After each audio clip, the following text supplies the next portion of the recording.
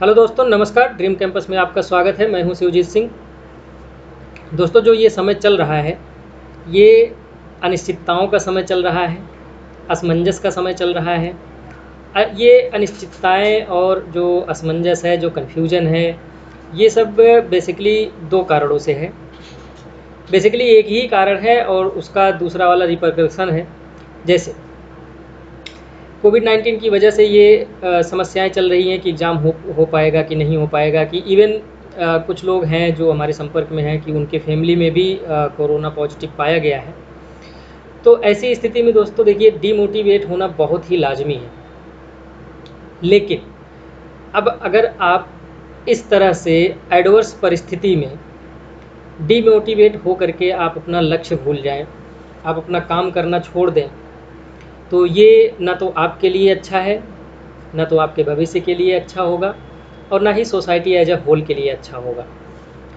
तो डीमोटिवेशन का जो कारण है वो हम जानते हैं। अब इसका निवारण क्या हो सकता है दोस्तों, इस पे बात करना ज़रूरी है, क्योंकि कुछ लोगों ने हमको कमेंट किया है कि सर बहुत ज़्यादा डीमोटिवेट फील कर रहा हूँ या कर रही हूँ, और इसके लिए क्या किया जाए, कैसे पढ़ाई की जाए ऐसी स्थिति में। तो देखिए क्या है कि कोई मूवीज़ आप देख लीजिए, कोई स्टोरी पढ़ लीजिए, कोई फ़ोटोग्राफ इमेज देख लीजिए।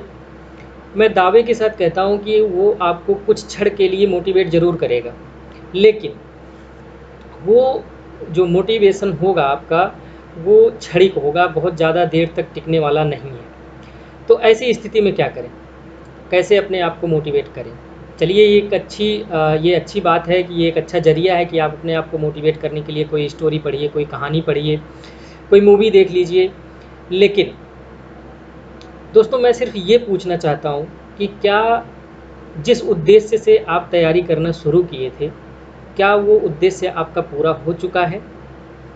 और यदि नहीं पूरा हुआ है, तो फिर क्या आप ये नहीं सोचे थे कि कुछ बाधाएं आ सकती हैं, कुछ दिक्कतें आपके रास्ते में आएंगी? अगर आप ये सब चीज़ें नहीं सोचे थे तैयारी स्टार्ट करते टाइम पे, तो फिर ये मान के चलिए कि आपकी जो प्लानिंग थी वो अधूरी थी। दोस्तों, मैं सिर्फ इतना कहना चाह रहा हूँ कि ये जो भी टाइम है आपके पास, इसको एक अपॉर्चुनिटी के रूप में लीजिए। अगर एग्ज़ाम डिले होता है तो आपको बेशक टाइम मिलेगा, अगर डिले नहीं होता है तो भी आप अपनी तैयारी को इस तरह से करिए, ऐसी चीज़ों को पढ़ लीजिए कि जब दोबारा एग्ज़ाम हो तो आप दोबारा एग्ज़ाम का प्रिपरेशन फिर से ना करें। ठीक है? जो तैयारी आज आपकी है, उसी तैयारी को अगर आप शॉर्ट टाइम में रिवाइज कर लें तो आपकी तैयारी कंप्लीट हो जाए। इस तरह से कुछ आप प्रयोजन करिए, कुछ इस तरह की प्लानिंग आप कीजिए।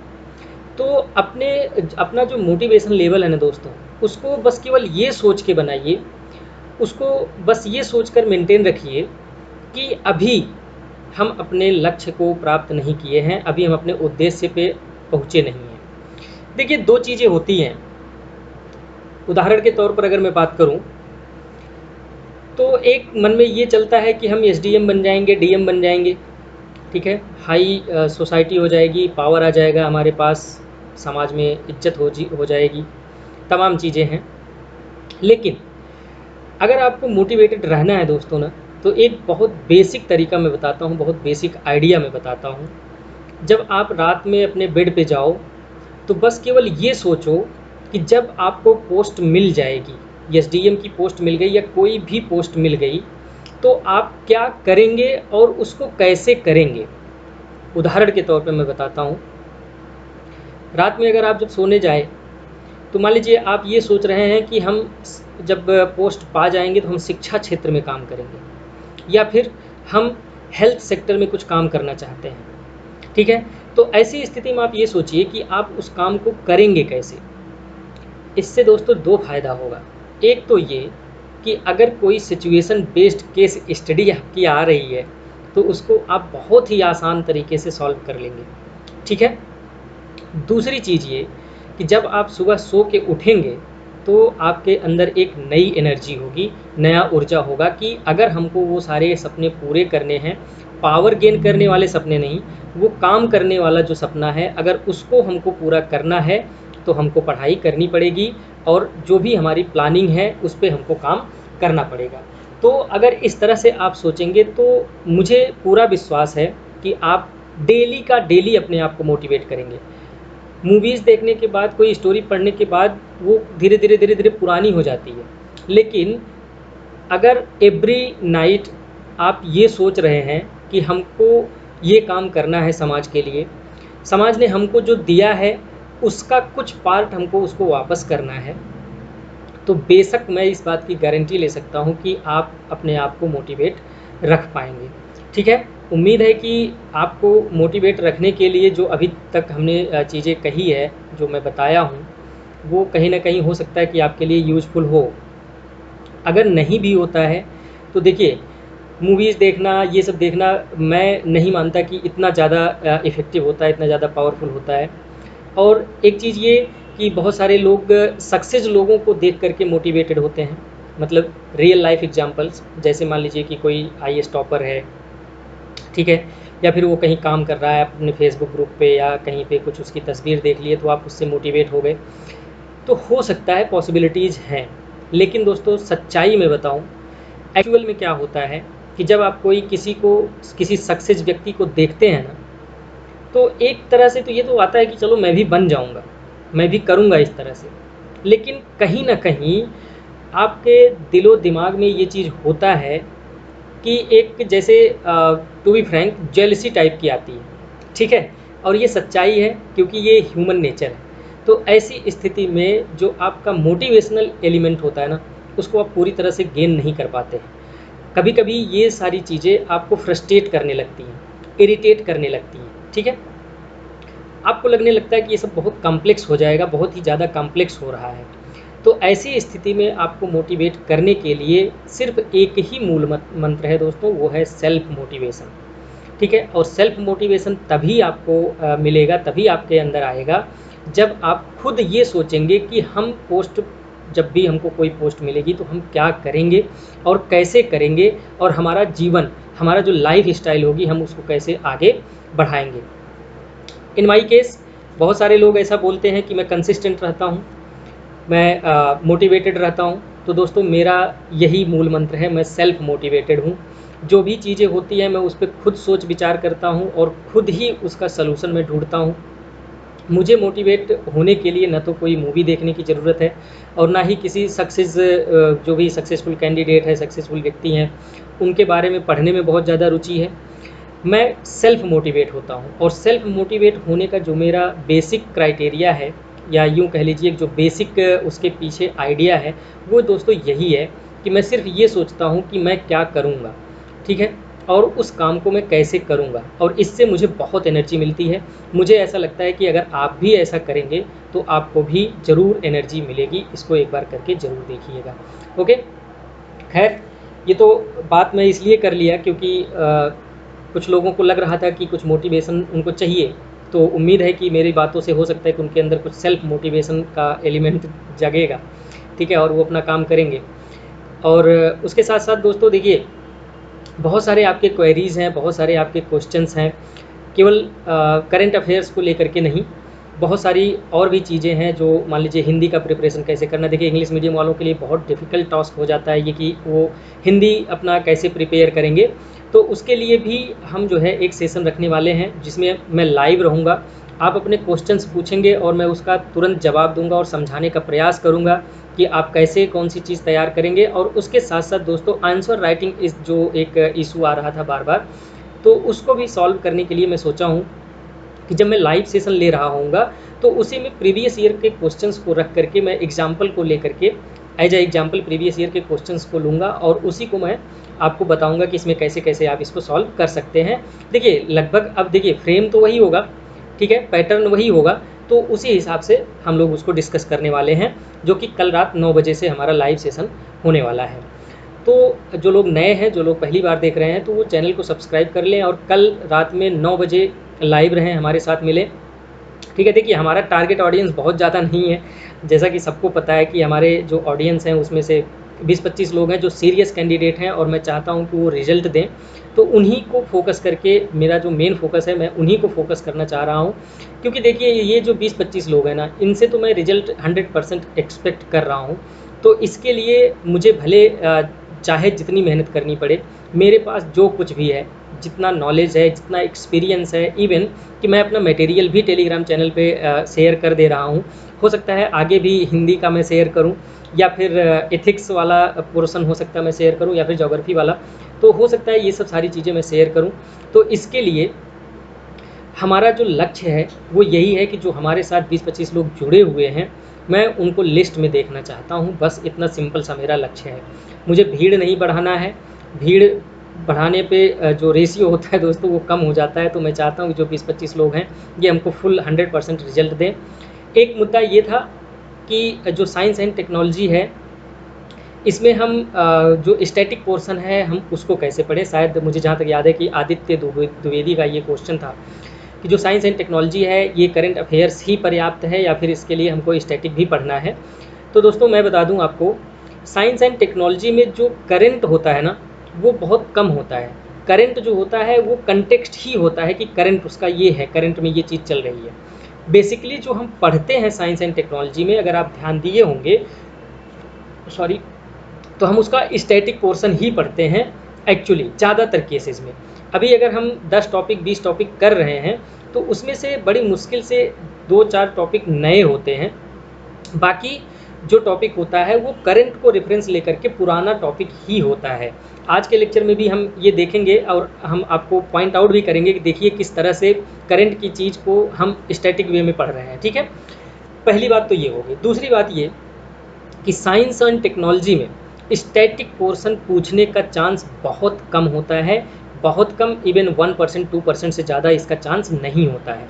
तो इसलिए अब जैसे देखिए स्टैटिक में आपसे वो नहीं पूछेगा कि कंप्यूटर के बारे में बताइए, ठीक है, या फिर साइंटिफिक टेम्पर क्या होता है उसके बारे में बताइए, ठीक है, वो सीधा सीधा यही पूछता है। देखिए जो आपका साइंस एंड टेक्नोलॉजी का सिलेबस है, अगर आप उसको देखिए तो scientific development and scientific temperament इतना ही तो लिखा है, अचीवमेंट वगैरह यही सब तो लिखा है।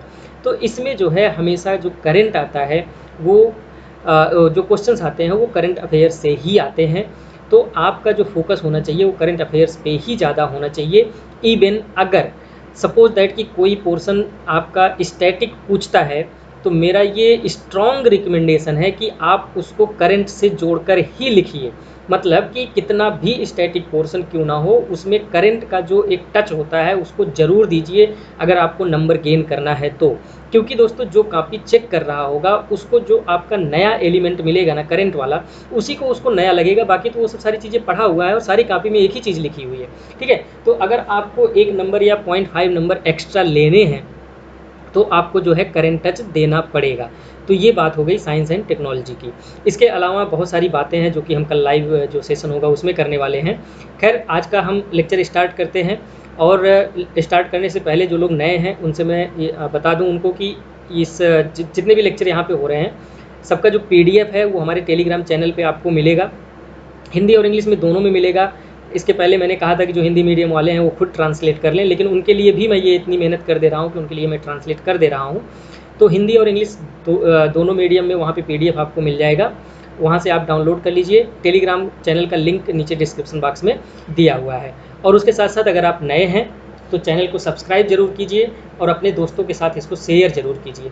ठीक है, तो चलिए शुरू करते हैं आज का लेक्चर। आज का जो पहला हमारा टॉपिक है दोस्तों वो है नेशनल सुपर कंप्यूटिंग मिशन।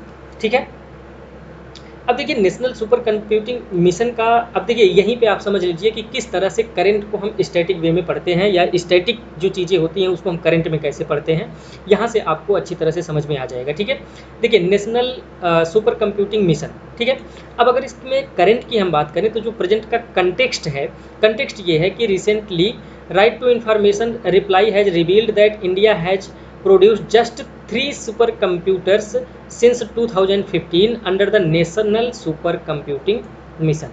तो अब दोस्तों देखिए इसमें करंट क्या है।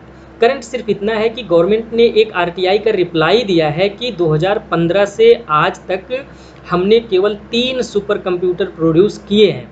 ठीक है, ये तो करंट हो गया। तो अब इतना, अब ये तो पूछेगा नहीं कि आप ये बताइए कि जो अभी RTI डाली गई थी उसमें गवर्नमेंट ने क्या कहा। ठीक है। तो इसका मतलब ये कि नेशनल सुपर कंप्यूटिंग मिशन जो है ये न्यूज़ में है, तो इसके बारे में सीधा डायरेक्ट पूछा जा सकता है। ओके, अब अगर हम इस मिशन के बारे में बात करें तो ये मिशन जो है कब लॉन्च किया गया था, 2015 में। इसीलिए बताया गवर्नमेंट ने कि 2015 से इस मिशन के तहत हम 3 कंप्यूटर बनाए हैं, ठीक है। और इस मिशन का जो मेन एम था, जो इस मिशन का उद्देश्य है, उसका उद्देश्य ये है कि aim to connect national academic and R&D institutions with a grid of more than 70 high performance computing facilities at an estimated cost of 4500 crore over the period of 7 years। ठीक है। नेशनल सुपर कंप्यूटिंग मिशन का जो उद्देश्य है वो क्या है कि जो नेशनल एकेडमी है, ठीक है, उसको और जो रिसर्च एंड डेवलपमेंट इंस्टीट्यूशंस हैं उनको सबको सुपर कंप्यूटर के थ्रू कनेक्ट करना है, ठीक है। और जो कनेक्शन होगा वो कनेक्शन कैसे होगा, जब आपके पास सुपर कंप्यूटर होंगे तभी आप कनेक्ट कर पाएंगे। तो इसका मतलब ये कि जो नेशनल सुपर कंप्यूटिंग मिशन है इसका एक इनहेरेंट ऑब्जेक्टिव भी है कि ये सुपर कंप्यूटर का प्रोडक्शन करेगा, जैसा कि आप रिपोर्ट में देख सकते हैं कि 3 सुपर कंप्यूटर्स अभी तक बनाए गए हैं, ठीक है। It supports the government vision of digital India and make in India initiative, ये 2 धृतराष्ट्र ही हैं, ठीक है। तो अब ये तो आपको लिखना ही है इसमें कि ये डिजिटल इंडिया और मेक इन इंडिया का जो इनिशिएटिव हम स्टार्ट किए हैं उसका भी उद्देश्य ये पूरा करता है। इम्प्लीमेंटेशन इसका कौन कौन कर रहा है, ministry of science and technology, ठीक है, ministry of electronics and information technology मतलब MIT, ठीक है, उसके बाद CDAC, ठीक है, और उसके बाद IISc बंगलौर, ठीक है। देखिए ये 4 डिपार्टमेंट्स या 4 इंस्टीट्यूशंस आप कह सकते हैं कि 4 इंस्टीट्यूशंस मिल करके इसको इम्प्लीमेंट कर रहे हैं। क्या इम्प्लीमेंटेशन है, क्या काम है इनका कि ये सुपर कंप्यूटर को डेवलपमेंट में भी सहायता करेंगे और उसके साथ साथ जो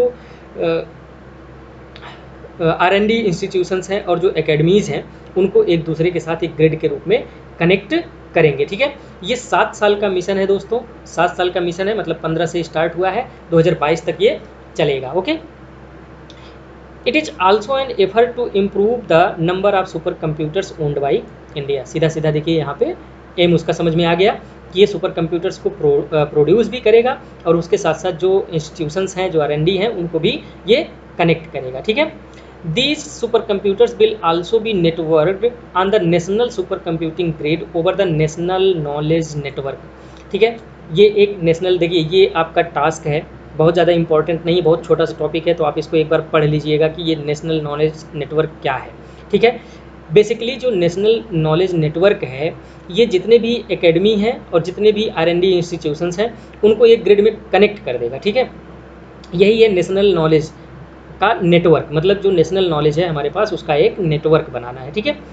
अब जो है under the national super computing mission the long term plan is to build a strong base of 20,000 skilled persons, मतलब ये ह्यूमन रिसोर्स डेवलपमेंट की भी बात करता है, कितने में, 5 साल में, ठीक है। 5 साल में ये 20,000 स्किल्ड वर्कर्स को, स्किल्ड पर्सन्स को भी, अब कैसे उनको बनाएगा, ट्रेनिंग देगा उनको, कोई चीज़ें अगर मान लीजिए उनका इंटर्नशिप करना है, ट्रेनिंग करना है, ये सब सारी चीज़ें वो सब करके 20,000 स्किल्ड पर्सन्स को वो डेवलप करेंगे, ठीक है।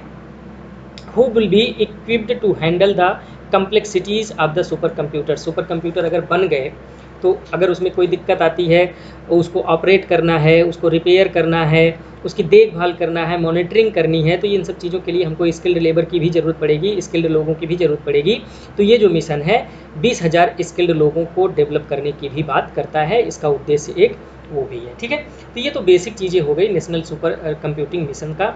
दोस्तों हो सकता है कि यहाँ से क्वेश्चन आ जाए, तो इसीलिए मैं इसको यहाँ पे शामिल कर लिया हूँ, और हो सकता है कि ना भी पूछे, लेकिन एक चांस इसलिए है, एक पॉसिबिलिटी इसलिए बनती है कि यूपीएससी में इससे रिलेटेड क्वेश्चन पूछा है मेंस में, तो यहाँ पे हो सकता है कि यूपी में भी इसका क्वेश्चन आ जाए। ठीक है, ये तो बेसिक हो गया कि जो नेशनल सुपर कंप्यूटिंग मिशन है उसके बारे में। अभी अगर हम आज तक का जो नेशनल सुपर कंप्यूटिंग मिशन का प्रोग्रेस देखें, तो प्रोग्रेस में जैसा कि हमने पहले ही देखा कि 3 कंप्यूटर सुपर कंप्यूटर बने हैं। ठीक है, तो इसमें जो पहला इस मिशन के अंतर्गत जो पहला सुपर कंप्यूटर बनाया गया था उसको बोला गया था परम शिवाय। देखिए ये फैक्चुअल है, अगर आपको याद आ जाए उस समय तो आप इसको लिख दीजिएगा। ठीक है, अगर आप ये नहीं लिख पा रहे हैं कि ये कहाँ पे इंस्टॉल्ड है और इसकी कैपेसिटी कितनी है, तो ये मैटर नहीं करता है। अगर आप नाम लिख देते हैं ना, तब भी ये बहुत पर्याप्त होगा, बहुत ही एनफ होगा नंबर लिखने के लिए, नंबर लेने के लिए। ठीक है, तो जो प्रोग्रेस में हमने देखा कि एक कंप्यूटर है जो है परम शिवाय, और दूसरा जो कंप्यूटर है उसकी कैपेसिटी है 1.66 पेटाफ्लॉप, और ये कहाँ पे लगाया गया है, आईआईटी खड़गपुर। ठीक है, और तीसरा जो है उसका नाम है परम ब्रह्मा। ठीक है, ये IISER पुणे में लगाया गया है। ठीक है, तो ये तो प्रोग्रेस के बारे में हम देख लिए। अभी जो इसकी मेन फाइंडिंग है ना, मेन फाइंडिंग ये है कि अब अगर क्वेश्चन इस तरह से पूछे कि इतना स्लो प्रोग्रेस क्यों हुआ, या फिर इसका जो स्लो प्रोग्रेस होने का कारण क्या है, तो उसमें सबसे बड़ा कारण यही है कि incomplete utilization of fund allocated to the national super computing mission. जो पैसा इसमें दिया गया है, बजटरी एलोकेशन जो किया गया है, उसका केवल 16% ही यूज किया गया है, बाकी अनयूज्ड है, और इसी वजह से जो इसका प्रोग्रेस है वो काफ़ी कम रहा है। तो मुझे उम्मीद है कि आपका जो आंसर लिखना है इतना पर्याप्त है, 8 नंबर वाले क्वेश्चन में ये आएगा। ठीक है, अगर हम ग्लोबल सिनारियो की बात करें तो China has the maximum number of super computers. ठीक है, फर्स्ट पोजीशन है, followed by the US, Japan, France, Germany and Netherland, Ireland, United Kingdom. ये सब चीज़ें हैं, तो आप इसको लिख सकते हैं कि चाइना पहले नंबर पे है, यूएसए और जापान दूसरे और तीसरे नंबर पे है, इससे ज़्यादा लिखने की जरूरत नहीं है। तो नेशनल सुपर कंप्यूटिंग मिशन का जो टॉपिक था उसमें बस इतना ही है। ठीक है, तो मुझे उम्मीद है कि इतना पर्याप्त है लिखने के लिए। आगे बढ़ते हैं। अगला जो हमारा टॉपिक है वो है nuclear power plants in India. देखिए अब यहाँ पे भी सेम चीज़ है। अभी इसमें जो चीज़ें हम पढ़ने जा रहे हैं दोस्तों, एक्चुअली वो स्टैटिक है। ठीक है, लेकिन चूंकि ये न्यूज में है तो इसलिए करंट हो गया। ओके, अब करंट क्यों हो गया कि recently the government provided details related to various nuclear power plants in the country. जितने भी पावर प्लांट्स हैं, टोटल 22 ऑपरेटिंग रिएक्टर्स हैं अपने यहाँ, उन सब के बारे में गवर्नमेंट ने क्या किया है, डिटेल दिया है। ठीक है, तो ये हो गया करंट। अब इसके पीछे जो हमारा एक्चुअली जो मेन उद्देश्य है वो है न्यूक्लियर एनर्जी का जो हमारा स्ट्रेटजी है, या फिर ये कह लीजिए जो प्लान है, हमको उसको पढ़ना है। ठीक है, और ये सीधा सीधा जो है यूपीएससी में सीधा सीधा फास्ट ब्रीडर रिएक्टर के बारे में पूछ लिया था। ठीक है, तो उस कंटेक्स्ट में हम इसको पढ़ने वाले हैं कि जो इसका स्टैटिक पोर्शन है वो हमारा जो है तैयार हो। ठीक है, मतलब गवर्नमेंट ने बताया कि 22 ऑपरेटिंग रिएक्टर्स हैं, और इनकी जो कैपेसिटी है, इंस्टॉल्ड कैपेसिटी है। देखिए एक होता है कि इंस्टॉल्ड कैपेसिटी, मतलब कि जब हम उसको लगा रहे हैं तो हमको ये पता है कि अगर ये फुल पोटेंशियल पे काम करेगा तो इतनी एनर्जी प्रोड्यूस होगी। एक होती है कि जो करंट कैपेसिटी है, कि मतलब कि हम कितना अभी प्रोड्यूस कर रहे हैं। ठीक है, तो यहाँ पे जो हमारे 22 ऑपरेटिंग रिएक्टर्स हैं, इनकी जो ओवरऑल इंस्टॉल्ड कैपेसिटी है वो 6780 मेगावाट इलेक्ट्रिक की है। ओके, ये गवर्नमेंट ने बताया। उसके बाद among these 18 reactors are pressurized heavy water reactors and 4 are light water reactors. ये क्या होते हैं? ठीक है, PHWR और LWR ये क्या होता है, अभी आगे हम लोग देखने वाले हैं। Okay, the nuclear energy program, यही मेन हमारा टॉपिक है। ठीक है, in India was launched around the time of independence under the leadership of Homi Jehangir Bhabha. Okay, तो ये सब तो कंटेक्स्ट हो गया, ये सब करेंट हो गया। अभी हमारा जो मेन फोकस है दोस्तों वो है कि जो हमारा न्यूक्लियर एनर्जी प्रोग्राम है उसको कंप्लीट करना, उसको पढ़ना, वहाँ से ही क्वेश्चन आएंगे। ठीक है, लेकिन इसको पढ़ने से पहले जो अभी हमने देखा कि प्रेशराइज्ड हैवी वाटर रिएक्टर्स और लाइट वाटर रिएक्टर्स या फिर फास्ट ब्रीडर रिएक्टर्स क्या होते हैं, इसको हम एक बार देख लेते हैं। हो सकता है कि यहाँ से क्वेश्चन पूछ ले, पहली बात। दूसरी बात ये कि अगर ये नहीं पता होगा आपको तो आपका जो एनर्जी प्रोग्राम है, जो प्लान है, वो समझ में नहीं आएगा। ठीक है, तो जो प्रेशराइज्ड हैवी वाटर रिएक्टर है उसको प्रेशराइज्ड हैवी वाटर रिएक्टर क्यों बोलते हैं? देखिए एकदम आसान भाषा में आपको बता दूं दोनों चीज़ें।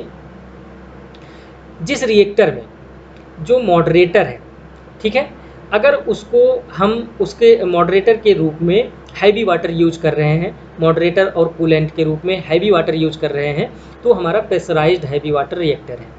अगर उसकी जगह पे प्रेशराइज्ड हैवी वाटर की जगह पे अगर हम लाइट वाटर यूज कर रहे हैं मॉडरेटर एंड कूलेंट के रूप में, तो हमारा लाइट वाटर रिएक्टर है।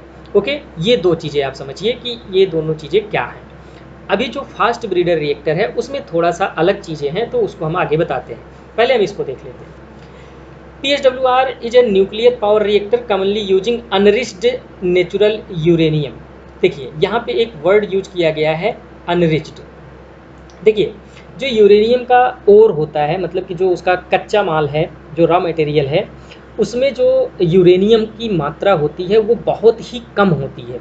ओके, तो हम क्या करते हैं, उसको यूज करने से पहले उसको हम इनरिच करते हैं, मतलब कि जो बेकेलाइट है उसमें जो यूरेनियम है, यूरेनियम की मात्रा को हम मान लीजिए 0.2% था पहले, उसको हम बढ़ा करके उसको हम कितने तक 10%, 14%, 15% तक के ले जाते हैं। तो इसको हम बोलते हैं enrichment of the uranium. Okay, तो जो pressurized heavy water nuclear reactor है ये अनरिच्ड नेचुरल यूरेनियम को यूज करता है डायरेक्ट, मतलब कि बिना उसको इनरिचमेंट किए ही उसको यूज करता है। ओके, एज इट्स फ्यूल, मतलब इसका जो ईंधन के रूप में उसको अनरिच्ड, मतलब उसमें यूरेनियम को इनरिच्ड करने की आवश्यकता नहीं होती है। It uses heavy water as its coolant and moderator, main difference यहीं पे है। ओके, उसके बाद while heavy water is significantly more expensive than ordinary light water, it yields greatly enhanced neutron economy, allowing the reactor to operate without fuel enrichment facilities. Okay, heavy water use करने की वजह से ही ये reactor क्या कर लेते हैं, जो अनरिच्ड यूरेनियम है उसको भी फ्यूल के रूप में यूज कर सकते हैं। ओके, अब लाइट वाटर रिएक्टर क्या है? Light water reactor is A type of thermal neutron reactor that utilizes normal water as opposed to the heavy water fueled by the low enriched uranium। मतलब ये कि इसमें हम पूरी तरह से अनरिच्ड यूरेनियम यूज कर रहे थे, यहाँ पे उसको थोड़ा सा इनरिच्ड करके हम यूज करते हैं। और यहाँ पे जो वाटर एज यूज होता है कूलेंट एंड द मॉडरेटर, दोनों के रूप में यहाँ पे लाइट वाटर यूज होता है। अब दोस्तों मुझे ये विश्वास है कि आपको ये पता होगा कि कूलेंट और मॉडरेटर क्या होते हैं। Okay, it produces heat bye controlled nuclear fission. Nuclear fission और फ्यूजन ये आपको पता होगा कि क्या होता है, ठीक है। इसमें जो हीट प्रोड्यूस होता है वो किसके द्वारा प्रोड्यूस होता है? न्यूक्लियर कंट्रोल्ड न्यूक्लियर फिजन के द्वारा यूज होता है। ओके, ये तो बात हो गई प्रेशराइज्ड हैवी वाटर रिएक्टर और लाइट वाटर रिएक्टर के बारे में। अगला जो हमारा कंसेप्ट है वो है प्रोटोटाइप फास्ट ब्रीडर रिएक्टर। ये देखते हैं कि क्या है। Okay, a breeder reactor is a nuclear reactor that generates more fissile material than it consumes. Okay, देखिए समझते हैं इसको क्या है। देखिए मान लीजिए कि आपने यूरेनियम को अपने फ्यूल सेल में डाल दिया। ओके, अब उस यूरेनियम को हमको क्या करना है? फिजन करवाना है, उसमें तोड़ना है। जब हम तोड़ेंगे तभी उसमें से एनर्जी रिलीज होती है। देखिए ये बेसिक कंसेप्ट है जो न्यूक्लियर फिजिक्स है उसका बेसिक कंसेप्ट है कि जो फिजन है और जो फ्यूजन है उसमें क्या होता है। देखिए फिजन जब होता है कि एक बड़ा न्यूक्लियर एटम जब टूट के दो न्यूक्लियर एटम बनाता है तो उसके साथ साथ वो कुछ एनर्जी भी प्रोड्यूस करता है। ओके, और फ्यूजन जो होता है वो दो एटम्स मिल जाते हैं वहाँ पे और उसके साथ साथ मतलब कि दो एटम मिल करके एक एटम बनाते हैं और उसके साथ साथ एनर्जी प्रोड्यूस करते हैं। ये बेसिक, ये सबको पता होगा। ओके, अब जो फास्ट ब्रीडर रिएक्टर है इसमें चूँकि फिजन होना है, मतलब ये कि जो हमारे पास यूरेनियम एटम्स हैं उनको क्या करना है? तोड़ना है। और तोड़ने के लिए हमको कुछ ना कुछ उस पर एक्सटर्नल कुछ ना कुछ चीज़ें करनी पड़ेंगी। तो क्या किया जाता है? उस पर न्यूट्रॉन्स की बम्बारी करवाई जाती है, बम्बार्डमेंट ऑफ न्यूट्रॉन्स। ओके, आप बहुत बेसिक लेवल स्टार्टिंग से ये सब सारी चीज़ें पढ़े हुए हैं तो ज़्यादा मैं डिटेल में नहीं जा रहा हूँ। तो यहाँ पे कंसेप्ट ये है कि जो फास्ट ब्रीडर रिएक्टर होता है ये जो यूरेनियम का टुकड़ा रखा हुआ है उसको तोड़ने के लिए जितने न्यूट्रॉन्स की आवश्यकता होती है, मतलब ये कि जितना न्यूट्रॉन्स वो कंज्यूम करता है उससे ज़्यादा ये प्रोड्यूस कर देता है। इससे फ़ायदा ये हुआ कि इसका जो फ्यूल की साइकिल होती है वो कंटिन्यू चलती रहती है। ओके, मतलब ये कि मान लीजिए कि एक यूरेनियम एटम को तोड़ने के लिए 2 न्यूट्रॉन्स की ज़रूरत है, तो ये इस तरह से करता है कि ये 3 न्यूट्रॉन्स प्रोड्यूस कर देता है। ओके, मतलब 2 कंज्यूम हो गया, 1 बच गया, मतलब एक आगे के लिए बच गया या 2 आगे के लिए बच गए। तो बेसिक कॉन्सेप्ट यही है कि ये जितना फ्यूल कंज्यूम करता है, जितने न्यूट्रॉन्स कंज्यूम करता है, उससे ज़्यादा ये प्रोड्यूस कर देता है। इसीलिए इसको हम ब्रीडर बोलते हैं, ठीक है, मतलब कि ये न्यूट्रॉन्स को पैदा कर देता है, ब्रीडर होता है ये। Okay, these are the design to extend the nuclear fuel supply for the electric power generation. Basic चीज़ है, ये आपको समझ में आ गया होगा। Breeder reactors achieve this because their neutron economy is high enough to create more fissile fuel than they use. Okay? ये ऐसा इसलिए होता है क्योंकि जो उनकी न्यूट्रॉन जनरेट करने की कैपेसिटी होती है, न्यूट्रॉन इकोनॉमी होती है, वो जो है जो फ्यूल यूज होता है उससे कहीं ना कहीं ज़्यादा होती है। By the irradiation of fertile material such as uranium 238 और thorium 232 that is loaded into the reactor along with the fissile fuel. Okay, जो चीज़ें हमने बताया वही सब सारी चीज़ें इसमें हैं। ओके, जो prototype fast breeder reactor is a 500 megawatt electric fast breeder nuclear reactor presently being constructed, ध्यान दीजिए, being constructed at the Madras atomic power station in Kalpakkam Tamil Nadu. It means जो फास्ट ब्रीडर रिएक्टर है वो अभी तक हमारे यहाँ क्या है, ऑपरेशनल नहीं है। It is fuelled by the mixed oxide. ठीक है, अब मिक्स्ड ऑक्साइड क्या होता है? Mixed oxide fuel is a manufactured from the plutonium, okay, recovered from used reactor fuel mixed with depleted uranium. Basic इसका ये है कि जो मान लीजिए कोई रिएक्टर चल रहा है, जो प्रेशराइज्ड हैवी वाटर रिएक्टर्स हैं, उसमें से जो प्लूटोनियम रिकवर होता है, दोस्तों जब यूरेनियम को आप इसमें रिएक्टर में यूज करते हैं ना, तो उसका जो बाई प्रोडक्ट होता है वो प्लूटोनियम होता है। ठीक है, तो उस प्लूटोनियम को वहाँ से लिया जाता है और थोड़ा सा डिप्लीटेड यूरेनियम उसके साथ मिक्स करके जो फास्ट ब्रीडर रिएक्टर होता है उसमें एज अ फ्यूल यूज किया जाता है। समझ में आ गई होगी बात आपको? Okay, mixed oxide fuel provide almost 5% of the new nuclear fuel used today. मतलब ये जो मिक्स्ड ऑक्साइड है, ये अभी जो हमारा फ्यूल यूज होता है उसका लगभग ये 5% होता है। दोस्तों ये सब हो गया बेसिक चीज़ें। हो सकता है कि यहाँ से क्वेश्चन पूछे, हो सकता है ना भी पूछे, लेकिन आपको एक जो है बेसिक अंडरस्टैंडिंग इसकी होनी चाहिए। ओके, अभी जो मेन मुद्दा है दोस्तों वो है हमारा इंडियाज़ न्यूक्लियर एनर्जी प्रोग्राम। यहाँ पे मैं आपको याद दिला दूँ कि आप उस चीज़ से कंफ्यूज मत होइए। एक है न्यूक्लियर पावर प्रोग्राम, ठीक है, जिसमें हम अपना डिफेंस के सेक्टर में बात करते हैं, लेकिन यहाँ पे न्यूक्लियर एनर्जी प्रोग्राम है, ये दोनों अलग चीज़ें हैं। ठीक है, कन्फ्यूजन इसलिए होती है क्योंकि ये भी 3 स्टेज का है और वो भी 3 स्टेज का है। ओके, वो हमारा मुद्दा नहीं है। मुद्दा हमारा यहाँ पे ये है, एनर्जी को हमको प्रोड्यूस करना है। न्यूक्लियर एनर्जी प्रोग्राम, ये सीधा सीधा क्वेश्चन पूछा जा सकता है। अब आप यहाँ पे ध्यान दे सकते हैं कि किस तरह से करंट का जो टॉपिक था उसको हम स्टैटिक वे में पढ़ रहे हैं, मतलब कि करंट से रिलेटेड जो स्टैटिक चीज़ें हैं हम उसको पढ़ रहे हैं। और बिलीव मी दोस्तों, यही पूछता है। ठीक है, जो चीज़ें करंट में चल रही होती हैं उसी का स्टैटिक उठा करके पूछता है। ओके, सेम सही है इन्वायरमेंट के सेक्शन में भी, इकोलॉजी के सेक्शन में भी यही चीज़ सही है कि जो चीज़ें न्यूज़ में होती हैं उसी का स्टैटिक उठा के पूछता है। इवन जो मेंस का एग्ज़ाम है उसको छोड़िए, जो प्रीलिम्स का एग्ज़ाम है ना, उसमें भी जो स्टैटिक आता है वो भी कहीं ना कहीं करंट से ही रिलेटेड होता है। तो बेसिक चीज़ ये, बेसिक थीम ये है कि जो करंट है, current is nothing extended form of the static portion. तो आपको परेशान होने की ज़रूरत नहीं है कि हम स्टैटिक पढ़ें कि ना पढ़ें।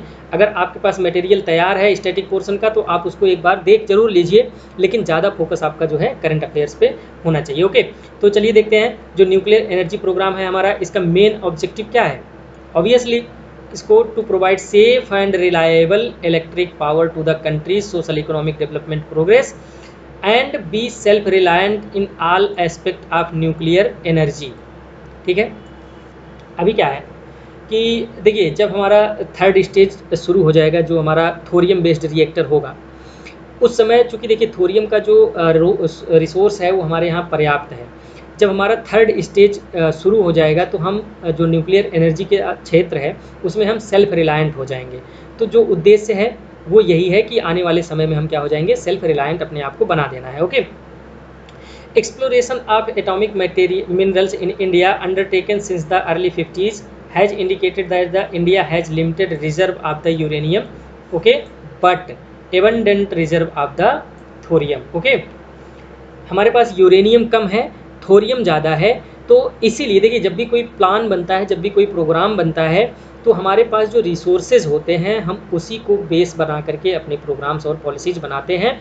इवन जैसे एक छोटा सा मैं यहाँ पे प्रीवियस ईयर का क्वेश्चन डिस्कस कर दूँ कि 2017 के मेंस में शायद ज्योग्राफी के ऑप्शनल वाले पेपर में ये क्वेश्चन पूछा था, what do you mean by planning. Okay, planning किसे कहते हैं? तो आसान भाषा में प्लानिंग क्या होता है दोस्तों? Planning is the construction of programs, मतलब execution of the programs based on the available resources. जो हमारे पास रिसोर्सेज हैं उसी को बेस बना करके हम कोई चीज़ के लिए तैयार करें अपने आप को, उसी को हम प्लानिंग बोलते हैं। ओके, तो यहाँ पे कंटेक्स्ट यही है कि जो हमारा न्यूक्लियर एनर्जी प्रोग्राम है वो किस पे बेस्ड है? हमारे पास जो रिसोर्सेज हैं उस पे बेस्ड है। रिसोर्सेज इन द सेंस कि हमारे पास यूरेनियम कम है, तो इसलिए हमारा जो न्यूक्लियर एनर्जी प्रोग्राम होगा वो किस पे बेस्ड होगा? आने वाले समय में हम थोरियम पे बेस होंगे। हमारा जो न्यूक्लियर एनर्जी प्रोडक्शन होगा वो थोरियम बेस्ड होगा। ओके, तो अकॉर्डिंगली चूँकि हमारे पास यूरेनियम कम है, थोरियम ज़्यादा है, इसीलिए accordingly India has adopted a 3 stage strategy for nuclear power generation. इसी वजह से हम 3 स्टेज में अपने यहाँ के जो न्यूक्लियर पावर डेवलपमेंट करना चाह रहे हैं उसको 3 स्टेज में करेंगे। पहला जो स्टेज होगा उसमें हमको हमारा फोकस होगा कि हम ऐसे रिएक्टर्स डेवलप करेंगे जो कि हैवी वाटर रिएक्टर होंगे। Okay, pressurized heavy water reactor होंगे। Considering the growing energy demand and the necessity to increase the energy potential, a second line of the light water reactors have been added to the current indigenous program of the pressurized heavy water reactors। देखिए, अभी आपके दिमाग में, आपके मन में ये प्रश्न आ सकता है कि आखिर में हमारे पास यूरेनियम कम है तो हम प्रेशराइज्ड हैवी वाटर रिएक्टर को डेवलप ही क्यों करें? हम डायरेक्ट क्या करें? थोरियम बेस्ड रिएक्टर को ही क्यों ना डेवलप करें? ओके, तो इसका जवाब दोस्तों ये है कि जो हमारा करंट सिचुएशन है, जो हमारी करंट एनर्जी नीड है, ये बहुत ज़्यादा है और इसको पूरा करने के लिए ही हमको तब तक कुछ काम करना पड़ेगा जब तक कि थोरियम बेस्ड रिएक्टर नहीं डेवलप हो जाते हैं, तब तक हमको न्यूक्लियर एनर्जी के बारे में कुछ ना कुछ डेवलपमेंट करना है। और इसी वजह से प्रेशराइज्ड हैवी वाटर रिएक्टर को हम पहले स्टेज में रखे हैं और इसी में जो एक्सटेंशन होगा इसका, पहले स्टेज में ही जो लाइट वाटर रिएक्टर होंगे उसको भी हम डेवलप करेंगे पहले स्टेज में। उम्मीद है कि आपको समझ में आ रहा होगा कि इसमें क्या है, कैसा है। मतलब कि पहले स्टेज में हम हैवी वाटर रिएक्टर और लाइट वाटर रिएक्टर का डेवलपमेंट करेंगे। दूसरा जब स्टेज होगा, जब पहले स्टेज में हम लगभग सफल हो चुके होंगे तो हम दूसरा स्टेज लाएंगे, कौन सा? फास्ट ब्रीडर रिएक्टर डेवलप करेंगे। जैसा कि इसका डेवलपमेंट आप देखें पीछे कि इसका डेवलपमेंट मद्रास में शुरू भी हो गया है, कलपक्कम में शुरू हो गया है। Okay, India's second stage of nuclear power generation uses the plutonium-239 obtained from the first stage reactor operations। दोस्तों ये याद रखिएगा कि इसमें जो एनर्जी, जो फ्यूल यूज होगा वो प्लूटोनियम 239 यूज होगा। और ये प्लूटोनियम 239 कहाँ से आ रहा है? प्रेशराइज्ड हैवी वाटर रिएक्टर से। तो आप अब ये समझ चुके होंगे कि हम पहले स्टेज में प्रेशराइज्ड हैवी वाटर रिएक्टर क्यों डेवलप कर रहे हैं। उसका 2 उद्देश्य आपको समझ में आ गया। एक कि एनर्जी की हमको रिक्वायरमेंट है और दूसरा जो वहाँ का बाई प्रोडक्ट है वही फास्ट ब्रीडर रिएक्टर में फ्यूल का काम करेगा। Okay, as the main fissile element of the fuel. Okay, समझ में आ गया। The fast breeder program is in the technology demonstration stage, मतलब ये कि अभी इसकी टेक्नोलॉजी ही डेवलप की जा रही है, अभी इसमें कोई बहुत ज़्यादा प्रोग्रेस नहीं हो पाया है। ओके, अब जब हम तीसरे स्टेज में आएंगे तो तीसरे स्टेज में ये जो प्लूटोनियम वगैरह है इनकी बात भूल जाओ। Thorium utilization is the long term objective of the Indian nuclear power program. समझ में आया आपको कि जो तीसरा स्टेज होगा उसमें हम क्या करेंगे? पूरी तरह से थोरियम को यूज करेंगे। Okay, the third phase of India's nuclear power generation program is breeder reactor based on the thorium uranium 233 cycle. Generally जो प्रेशराइज्ड हैवी वाटर रिएक्टर होता है उसमें जो हम यूरेनियम यूज करते हैं वो होता है यूरेनियम 235। ठीक है। लेकिन जो हमारा थोरियम बेस्ड रिएक्टर होगा, इसमें हम थोरियम और यूरेनियम का एक साइकिल यूज करेंगे। ओके, अभी इसका जो बेसिक है कि ये साइकिल कैसे चलती है, ये पूरी तरह से न्यूक्लियर फिजिक्स है, तो हमको उसमें जाने की ज़रूरत नहीं है। बस केवल आप इतना याद रखिए कि थोरियम तो आपको पता ही है कि थोरियम इसके हेडिंग में है कि थोरियम बेस्ड रिएक्टर है। बस उसमें आपको ये जोड़ना है कि इसमें जो फ्यूल होगा वो क्या होगा, थोरियम यूरेनियम का साइक्लिक एक प्रोसेस होगा, उसके थ्रू हम एनर्जी जनरेट करेंगे। ओके, तो उम्मीद है दोस्तों कि आपको ये न्यूक्लियर एनर्जी प्रोग्राम आपका तैयार हो गया होगा, और इसको एक बार अच्छे से पढ़ लीजिएगा, और इसको आप जहाँ भी संभावना हो वहाँ पे यूटिलाइज़ कीजिएगा। क्योंकि देखिए जो आगे वाला अपना सेशन है ना, उसमें हम बताएंगे कि जो भी चीज़ें आप पढ़े हैं ना, उसको आप किस तरह से आप अपने आंसर राइटिंग में यूज कर सकते हैं। ओके, तो ऐसा नहीं है कि जो टॉपिक आप पढ़ रहे हैं वो डायरेक्ट आए तभी उसको लिखिए। बहुत सारे ऐसे जगह होते हैं, बहुत सारे चांस ऐसे आते हैं, आपको मिलते हैं कि जो नॉलेज है आपके पास, जो इन्फॉर्मेशन है आपके पास, उसको आप यूज कर लीजिए। ठीक है, खैर इस पे हम और डिटेल में कल बात करेंगे। कल जब 9 बजे से हम लाइव आएंगे तो आपका जो भी क्वेश्चन होगा उसको हम तुरंत जवाब भी देंगे, और साथ में जो हमारा एक्स्ट्रा इनपुट है वो भी हम आपको देंगे। तो ये बात हो गई हमारा जो न्यूक्लियर एनर्जी प्रोग्राम है उसके बारे में। ओके, और न्यूक्लियर रिएक्टर्स के बारे में। देखिए रिएक्टर्स का डायरेक्ट क्वेश्चन पूछने का बहुत ज़्यादा चांस नहीं है, लेकिन न्यूक्लियर एनर्जी प्रोग्राम ये जो है ये पूछा जा सकता है, तो आप जो है इस पर तैयार रहना। ओके, अगला जो हमारा टॉपिक है वो है human activities responsible for zoonosis. देखिए इसका जो कंटेक्स्ट है ना, ये कोरोना वायरस से रिलेटेड है। कोरोना वायरस एक जूनोटिक डिजीज़ है दोस्तों, और जो कंटेक्स्ट है इस टॉपिक का, ये कंटेक्स्ट यही है कि जो 60% ह्यूमन इन्फेक्शियस डिजीजेज जो हो रहे हैं ना आज के समय में, वो सब कहाँ से हो रहे हैं, एनिमल से हो रहे हैं। ठीक है, जूनोटिक डिजीजेज क्या होते हैं, इसको हम आसान भाषा में समझा दें आपको, कि जब कोई भी पैथोजन, वायरस या बैक्टीरिया, जो भी चीज़ें हैं, अगर उनका ट्रांसमिशन ह्यूमंस में एनिमल्स के द्वारा हो रहा है, मतलब कि पहले वो एनिमल्स को इन्फेक्ट करते हैं और उसके बाद उसका ट्रांसमिशन ह्यूमन में हो जा रहा है, तो उसको हम जूनोटिक डिजीज़ बोलते हैं। ओके, उस ऐसे जो पैथोजन्स होते हैं उसको हम जूनोसिस बोलते हैं। ओके, ये तो रहा कंटेक्स्ट। अब वापस से हम इसमें बेसिक में जाएंगे, तो यही बात है कि बेसिक और जो हमारा स्टैटिक है, जो करंट है, उसका हमेशा एक दूसरे के साथ एक ही सिक्के के दो पहलू हैं। ओके, तो कंटेक्स्ट ये है कि यूएनईपी की ये रिपोर्ट है कि 60% of human infectious diseases originate from the animals. Okay, तो अगर अब इसमें हम कंटेक्स्ट की पॉइंट्स के बारे में बात करें, तो जूनोसिस हमने बताया it is the name given to the diseases transmitted from animal to humans. अब देखिए दोस्तों, ये जो इस समय इतना ज़्यादा जूनोटिक डिजीजेज हो रहे हैं, उसका बेसिक कंसेप्ट केवल इतना है कि ऐसा यूँ इसलिए हो रहा है क्योंकि जो हमारा इन्वायरमेंट है ना, जो हमारा इकोसिस्टम है, वो काफ़ी ज़्यादा उसको बिगाड़ दिया गया है, मतलब उसको डिस्टर्ब कर दिया गया है। आप इकोलॉजी में पढ़े होंगे कि एक फूड चेन होता है। ओके, और उसके बाद बहुत सारे जब फूड चेन मिल जाते हैं तो उसको हम फूड वेब बोल देते हैं। ओके, लेकिन अब आप ये सोचिए कि जो हमारा नेचुरल इकोसिस्टम है, उसमें जो सबका निचे है, जिसको हम निचे बोलते हैं या हिंदी में निकेत बोलते हैं, या कुछ लोग उसको निच भी बोलते हैं, निच भी बोलते हैं, जो भी आप बोल लीजिए, या NICHE उसका स्पेलिंग होता है, वो हर एक इंडिविजुअल का, जितने भी स्पीसीज हैं, उसका स्पेसिफिक होता है। ओके, ऐसी स्थिति में आप ये सोचो कि मान लीजिए सपोज दैट एक अगर आप द हिंदू ट्रेस कर रहे होंगे, हिंदू पढ़ रहे होंगे, तो उसमें मेरे ख्याल से 15-20 दिन पहले एक आर्टिकल आया था जिसमें ये दिया गया था कि जो डिस्टेंस है ह्यूमन और एनिमल के बीच में, वो आज के समय में काफ़ी कम हो गया है, और यही वजह है कि जो जूनोटिक डिजीजेज हैं वो काफ़ी तेज़ी से स्प्रेड हो रहे हैं। कैसे ये हो रहा है? आज के समय में बहुत सारे ऐसे एनिमल्स हैं दोस्तों, जिससे ह्यूमंस की नज़दीकी बढ़ गई है। मतलब जो प्रकृति है ना, प्रकृति सबका हिसाब बराबर रखती है, सबके लिए व्यवस्था करती है। अगर आप एंशिएंट पीरियड में देखिए तो जो एनिमल्स हैं उनको रहने के लिए प्रकृति ने कहा कि आप जंगल में रहोगे। ओके, लेकिन धीरे धीरे क्या हुआ कि जो ह्यूमन सोसाइटी हुई, देखिए ह्यूमन भी पहले जंगल में ही रहते थे, लेकिन इनकी एक अलग सोसाइटी होती थी, ये एनिमल्स से दूर होते थे। लेकिन धीरे धीरे इतना ज़्यादा परिवर्तन हुआ कि एनिमल्स और ह्यूमन की नज़दीकियाँ बढ़ गई। ओके, जब ह्यूमंस और एनिमल्स की नज़दीकियाँ बढ़ गई तो ऐसे में जो एनिमल्स को इन्फेक्ट करने वाले चीज़ें हैं वो धीरे धीरे ह्यूमंस को भी इन्फेक्ट करेंगी, ये लाजमी है। और यही कारण है कि आज इतना ज़्यादा इन्फेक्शियस डिजीजेज जो जोनेटिक डिजीजेज हो रहे हैं, वो यही कारण है, यही वजह है कि जो हमने इन्वायरमेंट में चेंज किया है उसी की वजह से। इसके बारे में अभी और भी डिटेल में हम आगे देखने वाले हैं, लेकिन उसके पहले हम इसका जो थोड़ा सा स्टैटिक पोर्शन आप कह सकते हैं, फैक्चुअल पोर्शन हम थोड़ा सा देख लेते हैं।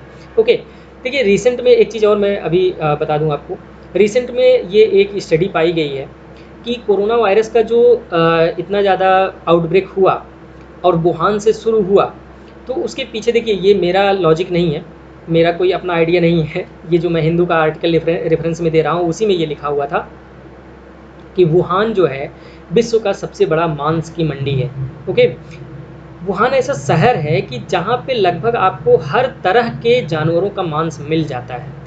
तो ऐसी स्थिति में जहाँ पे हर तरह के जानवरों का मांस अवेलेबल है, वहाँ पे कौन सा वायरस किस कंडीशन में किस समय पे ह्यूमन में ट्रांसफ़र हो जाए, इसकी कोई गारंटी नहीं है, इसकी कोई संभावना आप व्यक्त नहीं कर सकते हैं।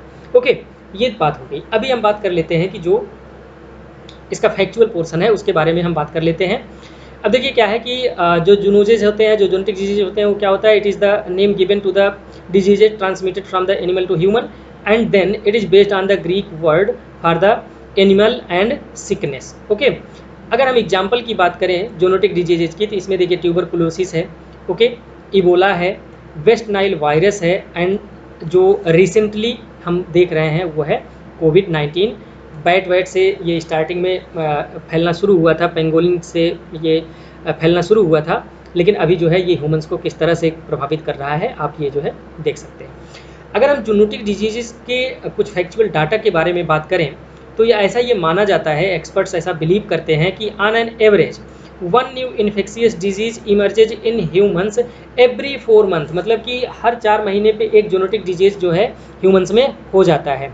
ए study by American researchers shows that the was the completed before the new coronavirus outbreak identifies rodents, ठीक है, primates और bats as the host of 3/4 of the virus transmitted to the humans। मतलब ये सबसे ज़्यादा जो प्रोमिनेंट एनिमल्स हैं उसमें क्या हैं, रोडेंट्स हैं, प्राइमेट्स हैं और बैट्स हैं। Okay, domestic animals also carry about 50% of zoonoses identified. ये भी आइडेंटिफाई किया गया है कि जो डोमेस्टिक एनिमल्स हैं वो भी जो है जोनेटिक डिजीजेज को ट्रांसमिट करने में योगदान देते हैं। In 2016, the UNEP pointed out that 75% of all emerging infectious diseases such as Ebola, HIV, avian influenza, Zika and SARS in humans are zoonotic। Okay, मतलब ये कि 2016 में ये स्टडी आई कि 75% जो इस तरह के वायरल डिजीजेज हुए हैं इसमें से ज़्यादातर क्या है, जूनोटिक ही हैं। According to it these zoonotic diseases are closely interlinked with the health of the ecosystem. Main जो इशू है वो यही है कि अगर आप इकोसिस्टम को डिस्टर्ब करते हैं उसके वजह से ही ये जूनोटिक डिजीजेज का जो इतना आउटब्रेक हो रहा है उसी की वजह से हो रहा है। ओके, अगर हम डेथ की बात करें कि जो जूनोटिक डिजीजेज की वजह से डेथ होता है तो इसमें जो है 7 लाख पीपल पर ईयर, मतलब 7 लाख पर ईयर लोग जो है हर साल जूनोटिक डिजीजेज से मर जाते हैं। ये तो बात हो गई फैक्ट्स और डाटा की। ओके, अभी जो आपको लिखना है एग्ज़ाम में, लिखना क्या है उसको देखते हैं। लिखना ये है कि जो इन्वायरमेंट में चेंजेज हुए हैं वो किस लिए हुए हैं। हमने ये देख लिया कि जो जूनोजेज हो रहे हैं, जो जूनोटिक डिजीज हो रहे हैं वो क्या हो रहे हैं, इकोसिस्टम में, इन्वायरमेंट में चेंज की वजह से इकोसिस्टम और जो हमारा बायोडाइवर्सिटी है उसमें जो है अनप्रेसिडेंटेड जो चेंजेज हो रहे हैं, इसकी वजह से अनप्रेसिडेंटेड अपॉर्चुनिटीज़ मिल जाती है पैथोजेंस को। ठीक है, पैथोजेंस एक्चुअली क्या है ना, वायरस, बैक्टीरिया, ये सब पैथोजेंस जो है ना ये अपॉर्चुनिटिस्टिक होते हैं, मतलब जैसे ही इनको मौका मिलता है ये अटैक कर देते हैं और इकोसिस्टम और बायोडाइवर्सिटी को चेंज करके हम इनको क्या कर रहे हैं, मौका दे रहे हैं। अभी हम ये देख लेते हैं कि ह्यूमन की वजह से इन्वायरमेंट कैसे चेंज हुआ है। तो इसमें जो सबसे बड़ा मेन प्राइमरी फैक्टर है वो यही है, altering the land use. Okay, मतलब ये कि जंगलों को काट करके हम खेती कर रहे हैं, जंगलों को काट करके हम इंडस्ट्री लगा दे रहे हैं, अर्बनाइजेशन हो जा रहा है। ओके, जो पॉन्ड्स हैं, जो हमारा एक्वेटिक इकोसिस्टम है, उसको हम चेंज कर दे रहे हैं। तो इसकी वजह से जो हमारा लैंड यूज सिस्टम है, जो हमारा लैंड यूज करने का तरीका है, वो काफ़ी बदल गया है। इसकी वजह से क्या हुआ है, जो इन्वायरमेंट में चेंज आया है। उसके बाद destruction of the natural buffer zone. देखिए नॉर्मली क्या होता है, मान लीजिए कि कोई ह्यूमन सेटलमेंट है और उसके बाद दूर कहीं एक जंगल है जहाँ पे एनिमल्स रह रहे हैं, तो उसके बीच में एक बफर जोन होता है। जैसे देखिए, जब भी आप इकोसिस्टम का जो प्रोग्रेस होता है उसको जब आप पढ़ेंगे, जिसको अभी जो है एग्जैक्ट उसका वर्ड मुझे याद नहीं आ रहा है, इकोलॉजिकल सक्सेशन जिसको हम बोलते हैं। ओके, इकोलॉजिकल सक्सेशन जब आप पढ़ेंगे तो उसमें ये बताया जाता है कि जो डेवलपमेंट होता है इकोसिस्टम का, वो एक सीक्वेंस में होता है। तो वहाँ पे जो आपका क्लाइमेक्स कम्युनिटी होती है, जिसको हम फॉरेस्ट के रूप में देखते हैं, उसके पहले का जो डेवलपमेंट होता है, उसमें ग्रासेस होती हैं, मॉसेस होते हैं, बहुत सारी चीज़ें होती हैं, वो सब होते हैं। तो वो एक बफर का काम करते हैं। मतलब एनिमल अगर जंगल से निकलेगा तो पहले वो बफर में आएगा, और जैसे ही वो जंगल छोड़ेगा तो उसको भी कुछ खतरा मालूम पड़ेगा, दिखाई देगा, तो वो वापस जंगल में जा सकता है। लेकिन अगर हम बफर जोन को ख़त्म ही कर देंगे तो फिर उसके बाद जो एनिमल से हमारा कंटैक्ट होगा, जो उनका डिस्टेंस होगा, वो काफ़ी कम हो जाएगा। तो ऐसी स्थिति में जो इन्फेक्शन का चांस होगा, जो ट्रांसमिशन का चांस होगा, वो काफ़ी ज़्यादा बढ़ जाएगा। ओके, उसके बाद दोस्तों जो अगला हमारा पॉइंट है, मतलब कि जो कारण है, वो है क्लाइमेट चेंज। अब climate change primarily the result of green house gas emissions, आप जानते ही हैं, ठीक है। उसके बाद changes in the temperature, humidity and seasonality direct affect the survival of microbes in the environment. Obviously जब भी ह्यूमिडिटी चेंज होगी, टेम्परेचर चेंज होगा, जो कि नेचुरल नहीं है, प्राकृतिक नहीं है, ऐसे में क्या होगा कि जो पैथोजेंस होंगे उनको और भी मौका मिल जाएगा, और भी अटैक करने का टाइम उनको मिल जाएगा। ओके, फिर उसके बाद प्रॉक्सिमिटी टू डिफरेंट स्पीसीज, जैसा कि हमने बात किया।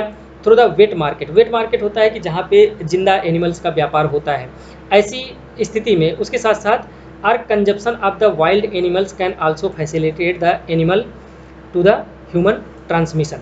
आप इसको, ये पॉइंट तो आसानी से समझ गए होंगे कि अगर हम वेट मार्केट में हैं, जहाँ पे लाइव एनिमल्स हैं, क्योंकि देखिए जब तक वायरस को कोई लाइव होस्ट नहीं मिलता है तब तक वो एक्टिवेट नहीं होता है, ठीक है। जब अगर वो कोई ऐसा है जो नॉन लिविंग है, अगर नॉन लिविंग सिचुएशन में है तो वो एक्टिवेट नहीं होता है। लेकिन अगर हम लाइव मार्केट का, एनिमल मार्केट की हम बात करें, तो वहाँ पे उसको जिंदा होस्ट मिलेगा, लाइव होस्ट मिलेगा, तो वहाँ पे वो सर्वाइव करेगा और मल्टीप्लाई भी करेगा, ठीक है। एक तो ये कारण। दूसरा कारण ये कि अगर हम एनिमल जो मीट है उसको हम कंज्यूम कर रहे हैं, तो तब भी चांस बनता है कि जो ह्यूमन एनिमल वायरस है वो ह्यूमन्स में ट्रांसमिट कर जाएगा। ओके, फिर उसके बाद रेजिस्टेंस टू ड्रग। धीरे धीरे क्या होता है कि आप सुने ही होंगे कि एंटी माइक्रोबियल ड्रग्स या जो भी एंटी माइक्रोब्स हैं, वो एंटी माइक्रोबियल ड्रग रेजिस्टेंस उनमें डेवलप हो जाता है। और ये देखिए एक ये अलग टॉपिक है कि जो रेजिस्टेंस डेवलप होता है वो कैसे डेवलप होता है। उसके बहुत सारे कारण होते हैं कि आप मान लीजिए कि कोई माइल्ड उनको इंजेक्शन दे रहे हैं, माइल्ड दवा दे रहे हैं, तो ऐसी स्थिति में क्या होता है कि धीरे धीरे वो रेजिस्टेंस डेवलप कर लेते हैं, और आने वाले समय में जो उनके लिए मेडिसिन्स हैं वो इफेक्टिव नहीं रह जाती हैं। तो ये भी एक कारण है कि जो माइक्रोब्स हैं, जो पैथोजेंस हैं, वो अपने अंदर रेजिस्टेंस को डेवलप कर रहे हैं। उसके साथ साथ जो अगला रीजन है वो है डोमेस्टिकेटेड एनिमल्स, जो हम पालतू बनाते हैं, वो भी चूँकि पालतू हैं तो उनसे हमारी नज़दीकी तो रहेगी ही रहेगी।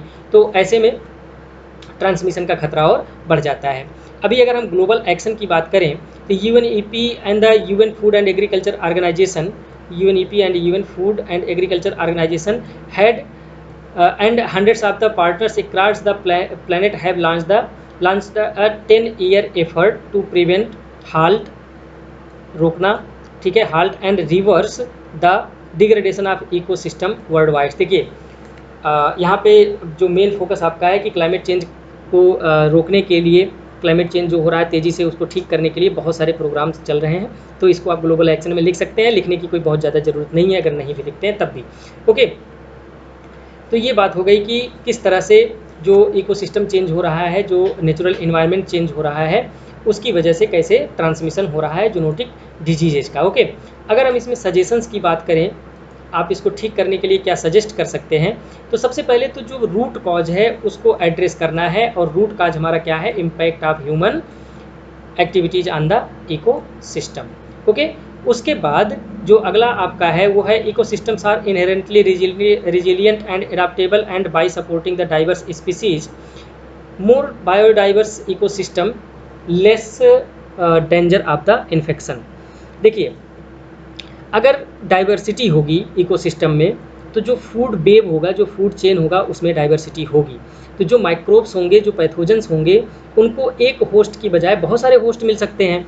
तो ऐसी स्थिति में जो खतरे का चांस होगा वो काफ़ी कम हो जाएगा। ठीक है, तो हमको दो चीज़ों पे काम करना है। एक तो ये कि जो ह्यूमन का इम्पैक्ट पड़ रहा है इन्वायरमेंट पे, उस पर काम करना है, और दूसरा जो हमारा बायोडाइवर्सिटी है, ठीक है, जो हमारा इकोसिस्टम है, उसकी डाइवर्सिटी को मेंटेन करने की ज़रूरत है ताकि प्रॉपर फूड चेन और फूड वेब मेंटेन किया जा सके। Okay, there is a need to recognize the close relationship between human, animal and environmental health. इस पे स्टडी करने की आवश्यकता है, और उसके साथ साथ जो हमारा सदाबहार टर्म्स होते हैं उसको आप लास्ट में कंक्लूजन के लिए यूज कर सकते हैं, जैसे collaborative, multi sectoral, trans disciplinary, international effort, ठीक है, वन हेल्थ अप्रोच, और उसके साथ साथ स्ट्रॉन्ग विल पावर। ओके, ये सब आपका जो यूनिवर्सल वर्ड्स हैं, इसको आप कंक्लूजन के रूप में लिख सकते हैं। ओके, ये तो बात हो गई हमारा जो जूनोटिक डिजीजेस थी उसके बारे में।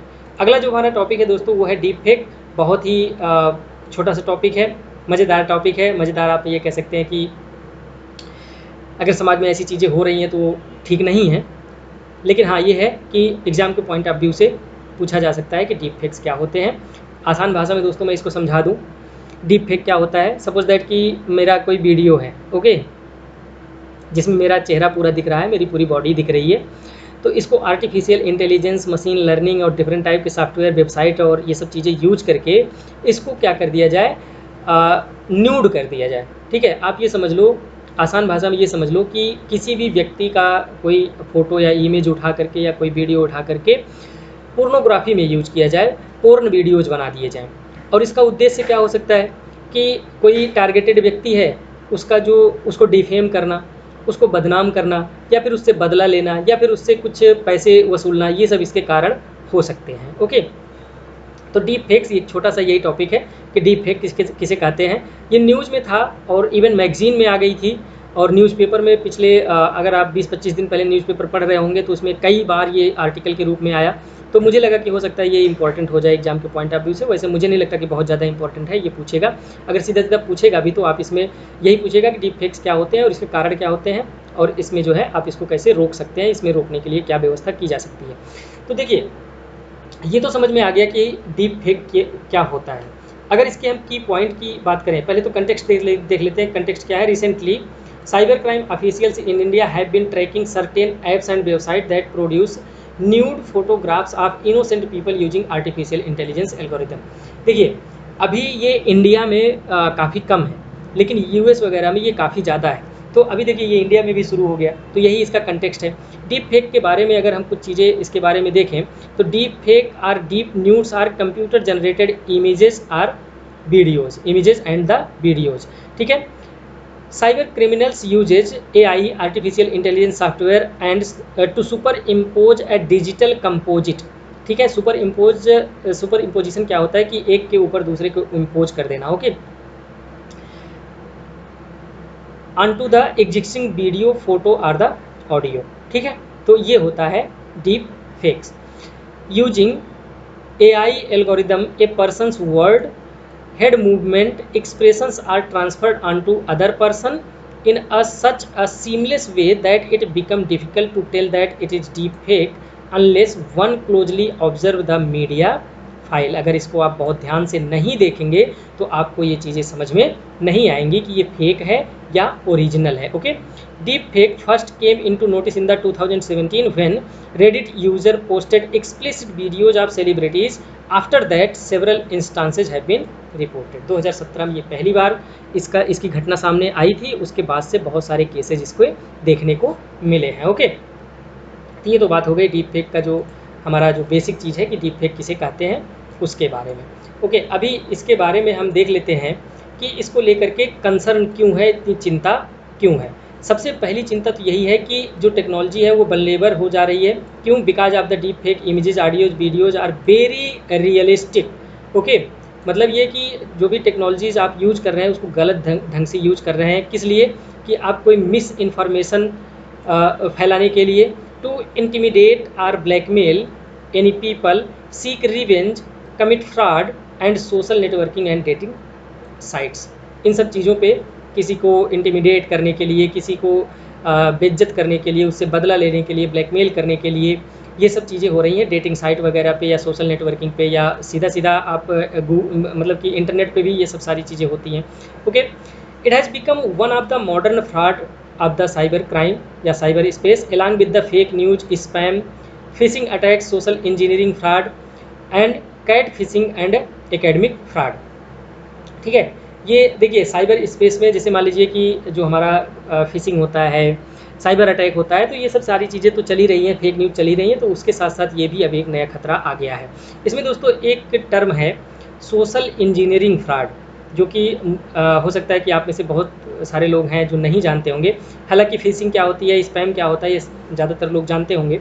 एकेडमिक फ्रॉड क्या होता है, इसमें दो वर्ड्स हैं, एक है सोशल इंजीनियरिंग फ्रॉड, एक है कैट फिशिंग और एक है फिशिंग। इस तीन चीज़ को हम समझने का प्रयास करते हैं। देखिए सोशल इंजीनियरिंग फ्रॉड को पहले हम समझते हैं। सोशल इंजीनियरिंग फ्रॉड क्या होता है,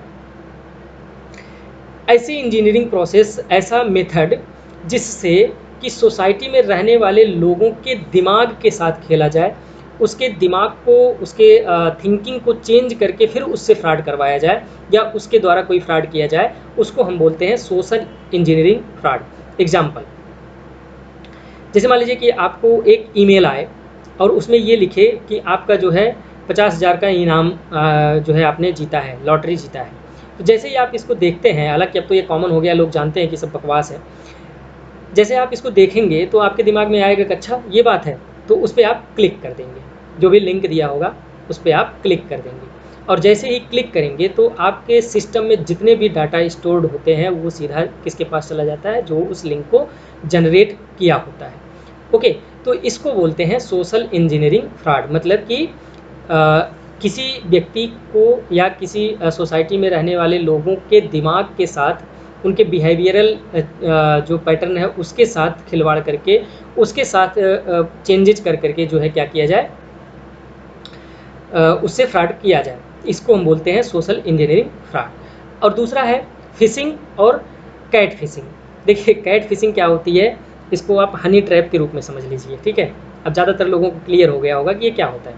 कैट फिशिंग अकाउंट्स ऐसे अकाउंट्स होते हैं कि जो कि फेक आईडी से बनाए जाते हैं, उसकी जो प्रोफाइल होती है पूरी तरह से फेक होती है, और उसका जो उद्देश्य होता है वो किसी व्यक्ति को ब्लैकमेल करना या उसके अंदर से कोई इन्फॉर्मेशन निकालना, इस तरह के उसके काम होते हैं। जो कैट फिशिंग होती है या फिर जो आप हनी ट्रैपिंग का मामला आप समझ सकते हैं, कभी एमपी में भी जल्दी में ही देखा गया था। इसका जो एक्चुअली मेन उद्देश्य होता है ना, वो किसी भी व्यक्ति के अंदर के इन्फॉर्मेशंस को निकालना। और इसमें जनरली क्या होता है कि अगर कोई व्यक्ति है, कोई देखिए कोई ज़रूरी नहीं कि किसी पुरुष को कोई महिला ही हनी ट्रैप के रूप में फंसाए। कभी कभी ऐसा होता है कि कोई पुरुष किसी महिला ऑफिसर को भी इस तरह से फंसा करके जो उनके अंदर का इन्फॉर्मेशंस वगैरह होता है वो निकालता है। तो ये सब जो प्रोसेस होता है इसको हम कैट फिशिंग बोलते हैं, और इस तरह के जो अकाउंट्स होते हैं उसको हम कैट फिशिंग अकाउंट बोलते हैं। ओके, उसके बाद अगला जो टर्म है वो है फिशिंग का। फिशिंग क्या होता है कि दोस्तों कि कोई ऐसा लिंक आपको भेजा जाए जो आपको बिल्कुल ऑथेंटिक लगे। जैसे सपोज दैट कि यूनियन बैंक है, यूनियन बैंक के से मिलता जुलता कोई आईडी बनाए और उससे आपको सीधा लिंक भेजे कि update your Aadhaar card number, या फिर अपडेट योर मोबाइल नंबर, या फिर गिव योर OTP और पासवर्ड। इस तरह का कोई लिंक भेजे, इस तरह का कोई मैसेज भेजे जो कि देखने में एकदम रियलिस्टिक लगे, उसमें कोई भी डिफरेंस ना हो। तो ऐसी स्थिति में क्या होगा कि जो ये प्रोसेस होता है इसको हम फिशिंग बोलते हैं। ये तो बात हो गई कंसेप्ट की। ओके, ये सब चीज़ें हो गई, जो कंसर्न है वो कंसर्न है। ठीक है, एक कंसर्न ये भी है कि जैसे जैसे टेक्नोलॉजी इंप्रूव हो रही है, डीप फेक्स का जो खतरा है या डीप फेक्स की जो टेक्नोलॉजी है ये भी बेटर हो रही है, और ऐसी स्थिति में जो अभी तक उसको पहचानने की थोड़ी बहुत संभावना थी वो भी अब और डिफ़िकल्ट होने लग गई है। ओके, तो ये सब चीज़ें हो गई कंसर्न के बारे में। यहाँ पे एक टॉपिक हमने, एक पॉइंट हमने और भी दिया है कि लीगलिटी। देखिए लीगलिटी के बारे में इंडिया के बारे में भी इसमें कोई विशेष प्रावधान नहीं है, लेकिन यूएस में कुछ प्रावधान इसमें किया गया है। हालांकि एग्जाम के पॉइंट ऑफ व्यू से मुझे नहीं लगता कि ये बहुत ज़्यादा इंपॉर्टेंट है, लेकिन फिर भी इतना एक लाइन बस केवल आप इतना देख लीजिए कि यूएस में जो लीगलिटी है डीप फेक्स को लेकर के ये काफ़ी कॉम्प्लिकेटेड है। क्यों? क्योंकि an affected person may claim the defamation but removing such content could be considered censorship. अगर किसी व्यक्ति के साथ ऐसी घटना घटती है तो वो व्यक्ति डिफेम कर सकता है, मतलब कि क्लेम कर सकता है, बात कर सकता है, लेकिन ऐसे कंटेंट को रिमूव अगर किया जाएगा तो उसको सेंसरशिप माना जाएगा, सेंसरशिप एक्ट के तहत उसको जो है लिया जाएगा। तो ये यूएस का नियम है, यूएस का क्या कहते हैं कि कानून है। इसके लिए हमको बहुत ज़्यादा इसमें परेशान होने की ज़रूरत नहीं है। ओके, तो डीप फेक्स क्या होता है, उम्मीद है कि आपको समझ में आ गया होगा। अगला इसमें जो हमको लिखना है कि इसको हम प्रोटेक्ट कैसे कर सकते हैं। तो सबसे पहली चीज़ तो ये है कि हमको एक स्ट्रिक्ट पॉलिसी बनानी पड़ेगी सोशल मीडिया प्लेटफॉर्म्स के लिए, क्योंकि जो सोशल मीडिया पे चीज़ें होती हैं उसको ट्रैक करना बड़ा मुश्किल होता है। Because keeping track of who downloads and misuse the users picture is impossible. आप फेसबुक से, आप इंस्टाग्राम से, ट्विटर से कौन सी फ़ोटो डाउनलोड कर रहे हैं, कहाँ कब डाउनलोड कर रहे हैं, इन सब चीज़ों को ट्रैक करना बड़ा मुश्किल है। ठीक है, ऐसे में हमको क्या कर सकते हैं इसमें कि हम क्या कर सकते हैं कि स्ट्रिक्ट पॉलिसीज़ कुछ ऐसा बनाएं ताकि जो है ऐसी चीज़ों को रोका जा सके। हालांकि इसमें बहुत ज़्यादा अभी आप नहीं लिख सकते, बस हाँ ये है कि एक वर्ड यूज कर सकते हैं स्ट्रिक्ट पॉलिसी का। उसके बाद using freely available reverse images search tool to find images that are similar to users in case it is feared that someone is using the original user's picture। ऐसे tools को develop किया जाए कि वो किसी भी पिक्चर को reverse करके देख ले कि एक्चुअल में इसका जो ओरिजिनल पिक्चर है या ओरिजिनल वीडियो है वो कौन सी है। तो ऐसे टूल्स हमको डेवलप करने की आवश्यकता है। उसके साथ साथ staying mindful of virtual interactions and checking other users profile to help determine if the person is genuine or not. Blindly आप किसी को जो है किसी डेट साइट पे जाकर के डेट मत करने लगिए। अगर आप किसी से कोई बातचीत कर रहे हैं या फिर फेसबुक पे ही तमाम तरह के फ्रेंड रिक्वेस्ट और ये सब चीज़ें आती हैं, आप फ्रेंडशिप करते हैं, तो आपको क्या होना पड़ेगा, कॉशियस होना पड़ेगा। उसके रैंडमली आप उसके प्रोफाइल्स चेक करते रहिए और उसके बैकग्राउंड को भी चेक करते रहिए ताकि आपको उसकी जेन्युइनिटी के बारे में पता चलता रहे। तो ये सब आपका जो है पर्सनल लेवल पे आप इसको एक सजेशन के रूप में दे सकते हैं। ओके, उसके बाद देखिए फिशिंग क्या होता है, कैटफिश अकाउंट क्या होता है, इसके बारे में हम बात कर लिए हैं, तो इसमें कुछ अब ज़्यादा बात करने की ज़रूरत नहीं है। तो दोस्तों जो मेन इशू था वो आज के लेक्चर में हम कवर कर लिए हैं। साइंस एंड टेक्नोलॉजी का जो करंट अफेयर्स का है उसमें एक वीडियो मेरे ख्याल से और बनेगा। उसके साथ साथ दोस्तों देखिए जो साइंस एंड टेक्नोलॉजी का जो कोरोना वायरस से रिलेटेड साइंस एंड टेक्नोलॉजी में डेवलपमेंट हो रहा है, चूँकि हमने बताया कि कोरोना वायरस का पूरा एक अलग सेगमेंट ही है, तो जो साइंस का जब ये खत्म हो जाएगा तो उसके बाद जब हम कोरोना वायरस वाला शुरू करेंगे तो उसमें कोरोना वायरस से रिलेटेड जितने भी टेक्नोलॉजिकल और साइंटिफिक डेवलपमेंट हुए हैं उसको हम वहाँ पे कर लेंगे, उसमें टेंशन लेने की कोई बात नहीं है। ओके, खैर आज का लेक्चर हम यहीं पे एंड करते हैं। अगले लेक्चर में हम साइंस एंड टेक्नोलॉजी के नेक्स्ट पोर्शन के साथ मिलेंगे। तब तक के लिए नमस्कार, thanks for watching the video.